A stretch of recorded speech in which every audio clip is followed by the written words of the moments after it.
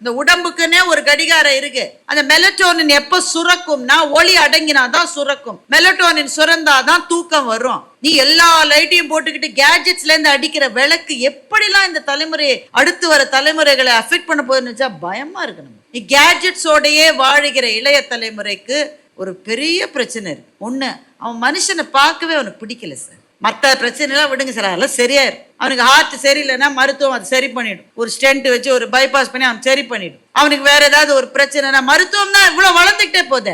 அவனுக்கு வர வியாதிகள் எல்லாம் குணப்படுத்திடும் சார். அவனுக்கு மிகப்பெரிய வியாதி மனதில் வரப்போகுது. ஏன்னா மனிதர்களை பார்க்க அவனுக்கு பிடிக்காத தலைமுறை அடுத்து வரப்போகிறது. என்ன செய்ய போறீங்க நீங்க? எனக்கு 100 ஃப்ரெண்ட்ஸ் இருக்காங்கன்றான். அப்படியாடா? ஒருத்த மூஞ்சி கூட இது மட்டும் நான் பார்த்தது இல்லைன்றான். ஏன்னா எல்லாரும் டிவைஸ்ல இருக்கிற நட்பு. இங்க டிவைஸை பார்க்க பார்க்க பார்க்க உங்களுடைய மனம் அதற்கு அடிமையாகிறது.